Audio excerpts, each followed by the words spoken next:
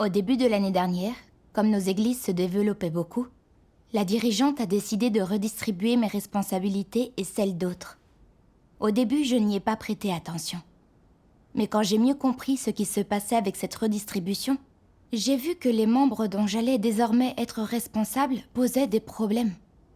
La plupart n'avaient pas encore de bonnes bases dans leur foi, et les dirigeants et diacres n'avaient pas été choisis. Or, les églises dont sœur Liu avait la charge se portaient beaucoup mieux que les miennes. Ces nouveaux croyants étaient plutôt bien ancrés dans la foi. Leurs dirigeants et leurs diacres étaient vraiment responsables. Je me suis mise à envier cette sœur malgré moi. Je m'interrogeais.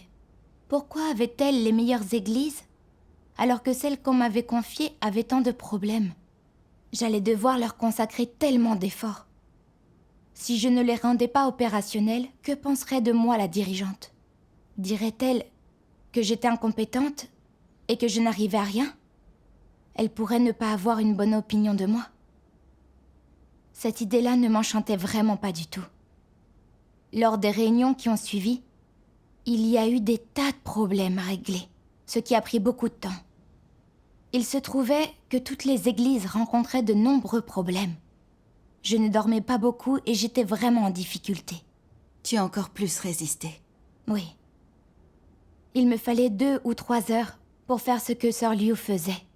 À mon avis, en 1 heure. Mon calibre et mes compétences étaient limités. Mais les églises avaient tellement de problèmes. Je progressais bien peu malgré tout le temps et tous les efforts que j'y consacrais. Alors, quand viendrait le moment où la dirigeante allait comparer mes résultats à ceux de sœur Liu, elle allait certainement me trouver médiocre et se dire que je n'étais pas à la hauteur de sœur Liu.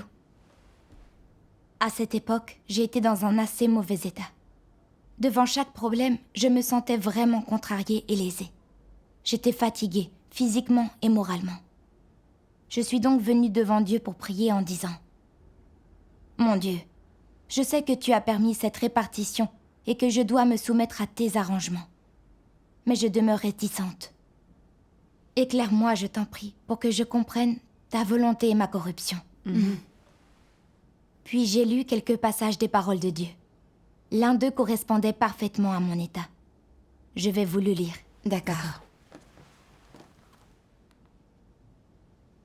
Dieu dit « Alourdir ton fardeau n'a pas pour but de te rendre les choses difficiles, mais cela est nécessaire, c'est ton devoir. Alors ne choisis pas à ton gré, ne dis pas non et ne le fuis pas. Pourquoi penses-tu que c'est difficile? Si tu faisais plus d'efforts, tu serais tout à fait capable d'accomplir cela. Que tu trouves cela difficile et que tu aies l'impression d'être traité injustement et mis à mal, c'est l'effusion d'un tempérament corrompu. C'est refuser d'accomplir ton devoir et ne pas le recevoir de Dieu. Ce n'est pas pratiquer la vérité. Lorsque tu choisis ton devoir à ton gré, accomplissant celui qui est pépère et facile, celui qui te valorise, c'est le tempérament corrompu de Satan. Si tu es incapable d'accepter ton devoir et te soumettre, cela prouve que tu es toujours rebelle envers Dieu, que tu ripostes, que tu rejettes, évites. Et c'est là un tempérament corrompu. Alors que dois-tu faire quand tu sais qu'il s'agit d'un tempérament corrompu? Lorsque tu as l'impression que la tâche qui est confiée à un autre serait facile à accomplir, alors que celle qui t'est confiée t'occupera pendant un long moment et t'obligera à passer bien du temps à faire des recherches, cela te rend malheureux. Est-il juste que tu sois malheureux? Absolument pas. Alors, que dois-tu faire quand tu sens que ça ne va pas? Si au fond de toi tu rejettes cela et tu te dis « À chaque fois je me retrouve avec les tâches difficiles, sales et fatigantes. D'autres personnes obtiennent toujours des emplois agréables, faciles et gratifiants. N'est-ce pas me prendre pour une poire que de me donner ces tâches? Ce n'est pas juste. » Tu as tort de penser de la sorte. Qu'il y ait ou non un illogisme lors de l'attribution des tâches. Qu'est-ce que Dieu regarde? Il observe le cœur des gens et regarde s'il y a de l'obéissance dans leur cœur. S'ils sont capables de porter un lourd fardeau pour Dieu, et s'ils sont des gens qui l'aiment. À l'aune des exigences de Dieu, tes excuses ne tiennent pas debout. Tu n'es pas à la hauteur dans ton devoir, et il te manque la réalité de la vérité. Tu n'as aucune obéissance et tu es susceptible de te plaindre dès que tu effectues une tâche fatigante ou sale. Où est le problème? Tout d'abord, ta mentalité est mauvaise. À quoi fait référence cette mentalité? À ta mauvaise attitude vis-à-vis de ton devoir. Tu ne penses qu'à ta propre fierté et à tes propres intérêts. Tu ne te soucies en rien de la volonté de Dieu et il n'y a chez toi aucune obéissance. Ce n'est pas l'attitude correcte vis-à-vis de son devoir. Amen. Amen. Amen. En lisant ça, j'ai réfléchi à mon attitude de ces derniers jours. Voyant que les membres des églises dont je m'occupais n'avaient pas une bonne assise et que peu d'entre eux pouvaient assumer un devoir, je m'étais sentie réticente. Les dirigeants et les diacres n'avaient pas tous été choisis et les projets étaient difficiles à gérer. Ce qui me prenait beaucoup de temps et d'énergie pour tout gérer. Mais les choses risquaient aussi de ne pas bien tourner et je n'aurais pas bonne presse. Je voulais simplement gérer des églises qui marchaient déjà bien. Pour ne pas avoir de soucis, obtenir des résultats plus facilement et donner une bonne opinion de moi. Je m'obstinais à penser que cette répartition était injuste, que le travail de Sœur Liu était facile et la valorisait, alors que le mien était difficile et fatigant. Impossible pour moi de me démarquer. J'opposais donc une forte résistance et refusais de l'accepter. Mais grâce aux paroles de Dieu, je me suis rendu compte que mon raisonnement rejetait complètement ce devoir. Que j'étais pointilleuse et que je ne voulais rien faire qui ne m'apporte pas la gloire. J'étais loin d'être obéissante. Oui. Je m'étais toujours crue très consciencieuse et responsable dans mon devoir. Et je ne m'attendais pas du tout à être exposée de cette façon. Mes intentions et mes points de vue dans mon devoir étaient incorrects. Au lieu d'essayer de satisfaire Dieu, je recherchais l'admiration et les compliments des frères et sœurs. Comment obtenir l'approbation de Dieu en ayant de pareilles intentions? C'est vrai. Il est très dur d'obtempérer quand nos intérêts personnels se trouvent mis en péril. On veut toujours imposer ses propres choix. On recherche les choses faciles et reposantes. C'est vraiment une poursuite égoïste. C'est vrai. Tu as raison. Alors comment as-tu changé d'état? J'ai trouvé un passage des paroles de Dieu. Je vais le lire. D'accord. Dieu dit ceci. Si tu souhaites être dévoué dans tout ce que tu fais pour satisfaire la volonté de Dieu, tu ne peux pas simplement accomplir un devoir. Tu dois accepter toute commission que Dieu te confère. Qu'elle corresponde à tes goûts et s'inscrive, parmi tes intérêts ou non, que tu ne l'apprécies pas ou ne l'aies jamais fait auparavant, ou bien qu'elle se révèle difficile, tu devrais quand même l'accepter et t'y soumettre. Tu dois l'accepter mais aussi coopérer proactivement, te renseigner à son sujet, en faire l'expérience et obtenir l'entrée. Même si tu souffres, que tu es humilié et que tu ne te démarques jamais, tu dois quand même engager ta dévotion. Tu dois la considérer comme ton devoir, et non pas comme s'il s'agissait d'une affaire personnelle. Comment les gens devraient-ils comprendre leur devoir? Comme quelque chose que le Créateur, Dieu, leur donne à faire. C'est ainsi que naissent les devoirs des gens. La commission que Dieu te donne est ton devoir, et que tu accomplisses ton devoir comme Dieu le demande, c'est ordonné par le ciel et reconnu par la terre. Si tu peux voir que tu reçois la commission de Dieu, que ce sont l'amour de Dieu et les bénédictions de Dieu qui viennent sur toi, alors tu seras capable d'accepter ton devoir avec un cœur qui aime Dieu, et de te soucier de la volonté de Dieu dans ton devoir, et tu surmonteras toutes les difficultés pour satisfaire Dieu. Ceux qui se dépensent vraiment pour Dieu ne pourraient jamais refuser le mandat de Dieu, ni aucun devoir. Quel que soit ton devoir, quelles que soient les difficultés qu'il implique, tu ne dois pas refuser, mais accepter ce devoir confié par Dieu. Quel est le cheminement pour ça? C'est faire tout avec loyauté afin de satisfaire Dieu. Où réside le point central ici? C'est toute chose. Toute chose ne veut pas forcément dire des choses que tu aimes ou pour lesquelles tu es doué. Encore moins des choses qui te sont familières. Parfois, tu ne seras pas bon dans quelque chose. Parfois, tu auras besoin d'apprendre. Parfois, tu rencontreras des difficultés. Et parfois, tu devras souffrir. Cependant, quelle que soit la tâche, à partir du moment où elle est commissionnée par Dieu, tu dois l'accepter de sa part, la considérer comme ton devoir. Être dévoué à l'accomplir et satisfaire la volonté de Dieu, tel est le chemin de la pratique. Quoi qu'il t'arrive, tu dois rechercher la vérité. Et quand tu as trouvé une pratique conforme à la volonté de Dieu, tu dois t'y consacrer. Ce n'est qu'ainsi qu'on pratique la vérité et qu'on peut entrer dans la réalité de la vérité. Amen. En lisant ça, j'ai su que c'était vrai. Tout devoir vient de Dieu. C'est sa commission pour nous et c'est notre responsabilité. Peu importe que ce devoir soit difficile ou apporte peu de gloire, c'est une obligation que l'on doit accepter. Voici l'attitude que nous devons adopter. Et la raison qu'un être créé doit toujours avoir devant Dieu. Les églises que je gérais n'étaient pas comme je voulais. Mon désir de statut était insatisfait. Mais c'était l'arrangement de Dieu. Je devais l'accepter et cesser d'aborder mon devoir sous un mauvais angle. Après cela, je suis venue devant Dieu pour prier, désireuse de me soumettre à ses arrangements, de faire mon devoir du mieux possible, d'abreuver les nouveaux croyants et de les aider à s'établir sur le vrai chemin.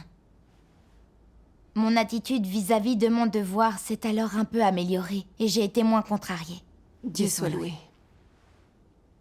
Au bout d'un moment, comme de plus en plus d'églises se créaient, la dirigeante a une fois de plus réparti nos responsabilités. La seule de toutes les églises que je gérais qui se portait un peu mieux que les autres, et la seule sœur qui se débrouillait bien dans l'abreuvement, ont été confiées à d'autres personnes. Cela m'a beaucoup contrariée et rendue malheureuse. J'avais eu l'impression que l'on comprenait bien ma situation, que j'avais pris en charge les églises les plus problématiques et que j'avais déjà fourni un gros travail. La sœur douée pour l'abreuvement avait été dure à trouver et on me l'enlevait. Alors comment pouvais-je donc réussir dans mon travail? Si je continuais à avoir de mauvais résultats, que penserait-on de moi? On dirait que j'étais incapable de faire avancer les choses. Ce serait tellement embarrassant. Comment pourrais-je me montrer dans les réunions de collaborateurs? En ressassant ces idées, je me suis mise à pleurer. Revivre la même situation était un test pour toi. C'est certain. J'ai aussi pris conscience que j'étais à nouveau insatisfaite et désobéissante. Je me suis alors agenouillée en prière et j'ai réfléchi sur moi-même. Puis j'ai lu un passage des paroles de Dieu. Je vais le lire. D'accord. Les paroles de Dieu disent: quel que soit le travail qu'il entreprend, un antéchrist ne s'intéresse jamais aux intérêts de la maison de Dieu. Il ne se préoccupe que de ses propres intérêts. Ne pense qu'au travail qui est sous son nez lui profite. Pour lui, le principal travail de l'Église est quelque chose qu'il fait pendant son temps libre. Il ne le prend pas du tout au sérieux. Il ne fait qu'un effort superficiel, il ne fait que ce qu'il aime faire. Il n'agit que pour conserver sa position et son pouvoir. Pour lui, tout travail arrangé par l'Église, le travail de diffusion de l'Évangile et l'entrée dans la vie des élus de Dieu ne comptent pas. Quel que soit leur devoir, les antéchrists ne pensent qu'à rehausser leur profil. Tant que cela peut améliorer leur réputation, ils se creusent les méninges pour trouver un moyen d'apprendre à l'accomplir. Tout ce qui les intéresse est de se distinguer. Quoi qu'ils fassent ou qu'ils pensent, ils ne se préoccupent que de leur propre réputation et de leur propre statut. Quel que soit leur devoir, ils rivalisent pour être au-dessus, gagner et avoir la meilleure réputation. Ils ne se soucient que du nombre de personnes qui les admirent, qui leur obéissent et du nombre d'adeptes qu'ils possèdent. Ils ne partagent jamais la vérité, ni ne résolvent de vrais problèmes. Ils ne réfléchissent jamais à la façon de suivre les principes dans leurs devoirs. Ils ne se demandent jamais s'ils ont été fidèles, responsables, ou s'ils ont été déviants et s'il existe des problèmes. Et ils ne prêtent aucune attention à ce que Dieu demande ni à sa volonté. Et ils ne font pas attention à ces choses. Ils baissent la tête et font des choses pour le statut et pour satisfaire leurs propres ambitions et désirs. C'est la manifestation de l'égoïsme et de la méchanceté, n'est-ce pas? Oui. Cela expose à quel point leur cœur déborde de leurs propres ambitions et désirs insensés. Tout ce qu'ils font est gouverné par leurs ambitions et par leurs désirs. Quoi qu'ils fassent, la motivation et le point de départ sont leurs propres ambitions, désirs et exigences insensés. C'est la manifestation archétypale de l'égoïsme et de la méchanceté. Oui. Amen. Amen. Ces paroles de Dieu parlent de l'égoïsme et de la bassesse des antéchrists, du fait qu'ils ont leurs désirs propres dans leurs devoirs et qu'ils protègent leurs propres intérêts dans leur approche des choses. Quel que soit le devoir qu'ils accomplissent, ils ne pensent jamais à la volonté de Dieu, à la façon de bien faire leur devoir ni à protéger le travail de la maison de Dieu. Ils ne pensent qu'à la renommée et au statut, sans se soucier de l'Église. Oui. C'est vrai. Quant à mon comportement, en voyant que mes églises rencontraient beaucoup de problèmes, ma première pensée n'avait pas été de savoir comment m'appuyer sur Dieu pour les soutenir, mais la peur de ne pas bien m'en sortir et de subir le mépris des autres, ce qui aurait été embarrassant. Mécontente de la répartition du travail, j'avais résisté, et j'étais même relâchée dans mon devoir. En apprenant qu'une sœur très compétente allait être retirée, ma première réaction avait été de penser que je perdais une bonne travailleuse, que mes propres résultats allaient être moins bons, et que la dirigeante me jugerait incapable de gérer le travail de l'Église. Je me suis rendu compte que dans mon devoir, je ne pensais qu'à ma propre réputation et à mes propres intérêts, à la façon de m'en sortir sans trop d'efforts, tout en faisant bonne figure pour être admirée. Je ne regardais pas le travail de l'Église dans son ensemble. J'étais très égoïste, et c'est un tempérament d'antéchrist. En y réfléchissant bien, j'ai compris que la volonté de Dieu était de me confier les églises les plus difficiles, avec beaucoup de nouveaux arrivants qui n'étaient pas encore établis. Elle m'obligeait à m'appuyer sur Dieu et à plus rechercher la vérité pour résoudre les difficultés. Je devais aussi payer un prix plus élevé pour soutenir ses membres, pour qu'ils apprennent la vérité sur l'œuvre de Dieu et acquièrent des bases sur le vrai chemin. C'était un bon entraînement pour moi. Et plus les choses devenaient difficiles, plus ça me forçait à venir à Dieu pour chercher la vérité et trouver des solutions. J'allais ainsi finir par apprendre beaucoup de vérité. C'était bon pour mon entrée dans la vie. C'est sûr. Oui. Puis ensuite j'ai compris que personne n'essayait de me rendre les choses difficiles. Ce devoir était approuvé par Dieu et m'était bénéfique. Je devais l'accepter, m'y soumettre et y mettre tout mon cœur. Cette prise de conscience m'a aidé à changer d'attitude envers mon devoir, et donc je me suis sentie mieux. Dieu soit loué. Cette façon de voir les choses m'est éclairante. Rencontrer des problèmes dans un devoir n'est pas une mauvaise chose. C'est vrai. Cela nous aide à comprendre la vérité. C'est bon pour notre entrée dans la vie. L'œuvre de Dieu est tellement concrète. Tout à fait. Après ça, j'ai lu un autre passage des paroles de Dieu qui m'a aidé à mieux comprendre mon problème. Ah, Regardons une vidéo de ces paroles. D'accord.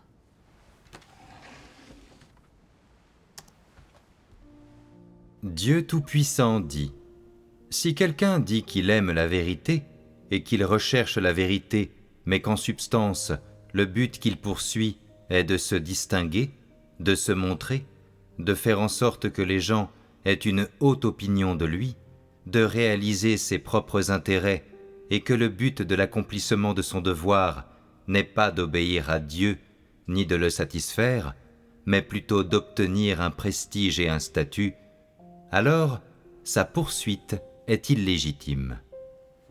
Ceci étant, par rapport au travail de l'Église, ces actions sont-elles un obstacle, ou est-ce qu'elles contribuent à le faire avancer ? Elles sont clairement un obstacle. Elles ne le font pas avancer. Certains brandissent la bannière de l'accomplissement du travail de l'Église, tout en poursuivant leur prestige et leur statut personnel, en faisant tourner leur entreprise, en créant leur propre petit groupe, leur propre petit royaume. Sont-ils le genre de personne qui accomplit son devoir ? Essentiellement, tout le travail qu'ils font interrompt, perturbe et entrave le travail de l'Église. Quelle est la conséquence de leur poursuite du statut et du prestige ? Premièrement, cela affecte la façon dont les élus de Dieu mangent et boivent la parole de Dieu et comprennent la vérité. Cela entrave leur entrée dans la vie, cela les empêche d'emprunter le droit chemin de la foi en Dieu et les conduit sur le mauvais chemin. ce qui nuit aux élus et les mène à la ruine. Et quelle en est finalement l'incidence sur le travail de l'Église? C'est un démantèlement, une interruption et une altération. Telle est la conséquence de leur poursuite de la renommée et du statut. Lorsqu'ils accomplissent leur devoir de cette manière, cela ne peut-il pas être défini comme suivre le chemin d'un antéchrist? Quand Dieu demande aux gens de mettre de côté le statut et le prestige, ce n'est pas parce qu'il les prive du droit de choisir. C'est plutôt parce que, tout en poursuivant le prestige et le statut, les gens perturbent et dérangent le travail de l'Église et l'entrée dans la vie des élus de Dieu, et ils peuvent même avoir une influence sur la manière dont les autres mangent et boivent les paroles de Dieu et comprennent la vérité, obtenant ainsi le salut de Dieu. C'est un fait incontestable. Quand les gens poursuivent leur prestige et leur statut, il est certain qu'ils ne rechercheront pas la vérité et n'accompliront pas sincèrement leur devoir. Ils ne parleront et n'agiront que pour le prestige et le statut, et tout le travail qu'ils feront, sans aucune exception, sera fait pour ces choses. Se comporter et agir de cette manière est évidemment emprunter le chemin des antéchrists. Cela perturbe et dérange l'œuvre de Dieu, et toutes les conséquences de ce comportement entravent la diffusion de l'évangile du règne et la libre circulation de la volonté de Dieu au sein de l'Église. On peut donc dire avec certitude que le chemin emprunté par ceux qui poursuivent le prestige et le statut est le chemin de la résistance contre Dieu. C'est une résistance intentionnelle contre lui, un reniement de lui, c'est coopérer avec Satan dans la résistance et l'opposition à lui. Telle est la nature de la poursuite du statut et du prestige par les gens. Le problème avec les gens qui poursuivent leurs propres intérêts est que les buts qu'ils poursuivent sont les buts de Satan. Ce sont des buts qui sont mauvais et injustes. Lorsque les gens poursuivent des intérêts personnels comme le prestige et le statut, ils deviennent involontairement l'outil de Satan. Ils deviennent un canal pour Satan, et de plus, ils deviennent l'incarnation de Satan. Ils jouent un rôle négatif dans l'Église. Sur le travail de l'Église, sur la vie normale de l'Église et sur la poursuite normale des élus de Dieu, l'effet qu'ils exercent est de déranger et de nuire. Ils ont un effet défavorable et négatif. Quand quelqu'un poursuit la vérité, il est capable d'être attentif à la volonté de Dieu et conscient du fardeau de Dieu. Lorsqu'il accomplit son devoir, il soutient le travail de l'Église à tous égards. Il est capable d'exalter Dieu et de témoigner de Dieu. Il apporte des avantages aux frères et sœurs, les soutient et subvient à leurs besoins. Et Dieu gagne gloire et témoignage, ce qui fait honte à Satan. À la suite de leur poursuite, Dieu gagne une créature qui est vraiment capable de le craindre et d'éviter le mal, qui est capable de l'adorer.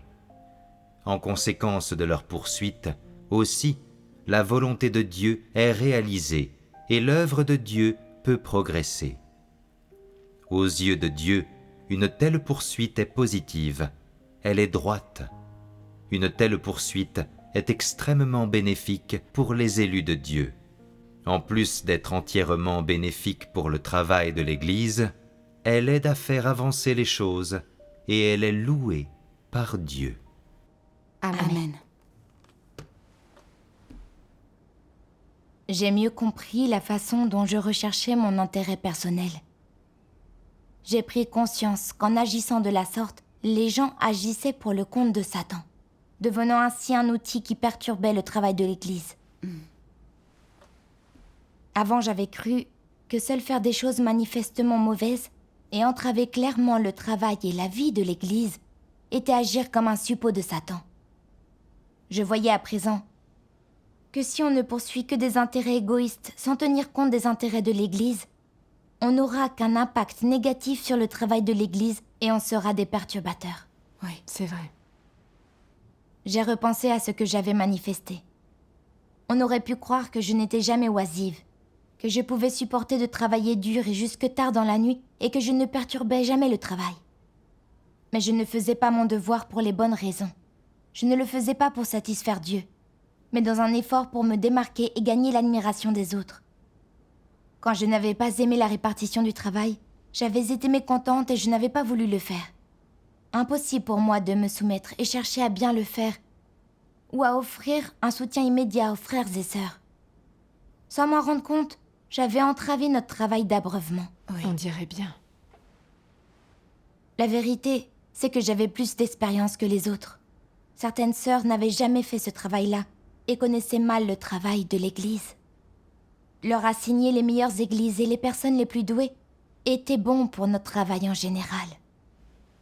Mais j'avais été égoïste. J'avais voulu garder les meilleures églises et le personnel le plus compétent sous ma responsabilité. Or, si les choses s'étaient déroulées ainsi, et que le nouveau avait pris en charge les églises ayant plus de problèmes, le travail en aurait vraiment pâti, et n'aurait pas été aussi efficace, ce qui n'aurait pas été bon pour l'église. Oui. Oui.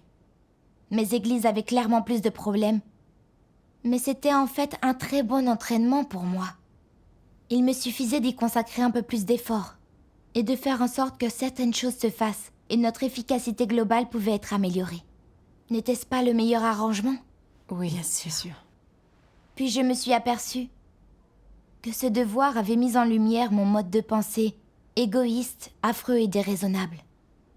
J'ai aussi vu qu'en servant mes propres intérêts dans mon devoir, je ne pouvais que nuire au travail de l'Église. Dans le passé, j'avais cherché renommée et statut et défendu mes propres intérêts dans mon devoir.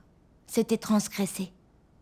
Je savais que si je ne changeais pas, mais continuais à défendre obstinément mes propres intérêts, je nuirais sûrement de nouveau au travail de l'Église. Et je serais rejetée par Dieu. Oui. C'était une pensée vraiment effrayante pour moi. Je suis venue à Dieu pour prier et me repentir. J'ai dit, « Mon Dieu, dans mon devoir, je n'ai fait que défendre mes intérêts, sans me soucier du travail de l'Église ou de ta volonté. Avec mon humanité, je ne suis pas digne d'assumer un devoir. Mon Dieu, je veux me repentir sincèrement. » J'ai ensuite lu un passage des paroles de Dieu qui m'a vraiment donné une voie d'entrée. Ah, Je vais le lire. très bien. Dieu dit ceci. Pour ceux qui remplissent leur devoir, quelle que soit leur compréhension de la vérité, la manière la plus simple d'entrer dans la réalité de la vérité est de penser aux intérêts de la maison de Dieu en tout, et d'abandonner les désirs égoïstes, les intentions personnelles, les motivations, la fierté et le statut. Fais passer les intérêts de la maison de Dieu en premier. C'est bien là le moins que l'on doit faire. Si quelqu'un qui accomplit son devoir ne peut même pas en faire autant, alors peut-on dire qu'il accomplit son devoir ? Non, il n'accomplit pas son devoir. Tu dois d'abord considérer les intérêts de la maison de Dieu, la volonté de Dieu et le travail de l'Église, et donner la priorité à ces considérations. Ce n'est qu'après cela que tu peux penser à ton statut ou à la façon dont les autres te voient. Ne crois-tu pas que cela devient un peu plus facile si tu procèdes par étapes et sais faire des compromis ? Si tu pratiques ainsi un moment, tu auras l'impression qu'il n'est pas difficile de plaire à Dieu. Et tu devrais être capable de remplir tes responsabilités, d'accomplir tes obligations et devoirs, de laisser de côté tes désirs égoïstes, de renoncer à tes propres intentions, de tenir compte de la volonté de Dieu, et de faire passer en premier les intérêts de la maison de Dieu, le travail de l'Église et ton devoir. Après en avoir fait l'expérience un temps, tu sentiras que c'est une bonne manière de se conduire. C'est une vie franche et honnête, sans qu'on y soit quelqu'un d'abject. Et on y vit correctement et honorablement, plutôt qu'en y étant méprisable ou bien méchant. Tu sentiras que c'est ainsi qu'une personne devrait vivre et agir. Peu à peu, le désir de ton cœur de satisfaire tes propres intérêts ira en s'atténuant. Amen. Amen. Amen. Dieu soit loué. Ces paroles de Dieu m'ont fait comprendre que l'Église doit toujours passer en premier, et non mon bénéfice personnel. La réputation et le statut sont temporaires, les poursuivre n'a pas de sens. Pratiquer la vérité et satisfaire la volonté de Dieu, c'est la seule façon d'obtenir l'approbation de Dieu. Oui. Comprendre cela m'a beaucoup éclairée. Quelle que soit la façon dont le travail était réparti, je ne pouvais pas continuer à défendre mes propres intérêts. Je devais obtempérer et bien faire mon devoir. Même si je n'obtenais pas de grands résultats, je devais vivre devant Dieu et accepter son examen minutieux. Tout à fait. Quoi que les autres puissent bien penser de moi, faire mon devoir de tout cœur était la seule et unique manière d'accomplir la volonté de Dieu. Absolument. Dieu veut que nous renoncions à nos intérêts personnels et pouvions défendre ceux de l'Église. Oui, c'est vrai. Les jours qui ont suivi, je me suis pleinement concentrée sur mon devoir sans penser à mes intérêts personnels. En agissant ainsi, je me suis sentie beaucoup moins contrôlée par ma corruption. Dieu soit loué. Alors que nous discutions du travail, quelques jours plus tard, une sœur m'a dit que son anglais n'était pas bon à l'oral et qu'il lui fallait un interprète quand elle allait voir une église. Elle avait des difficultés et n'arrivait pas à grand-chose. Quand elle a dit ça, j'ai pensé que mon anglais n'était pas mauvais et que je pouvais peut-être la remplacer et suivre le travail de cette église. Mais j'ai ensuite pensé que cette église avait beaucoup de problèmes et que m'en occuper demanderait sans doute de gros efforts, sans qu'il y ait forcément beaucoup de progrès. Par crainte de l'opinion des autres à mon sujet, je n'ai plus voulu remplacer cette sœur. Mais à cette pensée, j'ai pris conscience que je ne considérais à nouveau que mon propre intérêt, que je défendais mon image et mon statut. J'ai donc vite prié Dieu en étant prête à renoncer à moi-même et à pratiquer la vérité. Dieu soit loué. Après avoir prié, j'ai compris que cette situation était un test pour moi. Dieu m'offrait une occasion de pratiquer la vérité. Je ne pouvais pas continuer à vivre dans la corruption, à défendre mes intérêts comme avant. Si opérer ce changement bénéficiait au travail de l'Église, je devais le faire. J'ai donc réfléchi aux différentes responsabilités de nos autres collaborateurs. Il valait vraiment mieux que je prenne la place de cette sœur. Par conséquent, j'ai fait part de mes réflexions à la dirigeante et les autres collaborateurs et elle ont tous été d'accord. C'est merveilleux. Je me suis sentie très à l'aise après ces changements. Je ne pourrais pas dire à quel point j'ai apprécié cela. J'avais l'impression de pratiquer enfin la vérité et d'être une vraie personne. Dieu soit loué. Comme Dieu le dit, tu devrais être capable de remplir tes responsabilités, d'accomplir tes propres devoirs, de laisser de côté tes désirs égoïstes, de renoncer à tes intentions, de tenir compte de la volonté de Dieu et de faire passer en premier le travail de l'Église et ton devoir.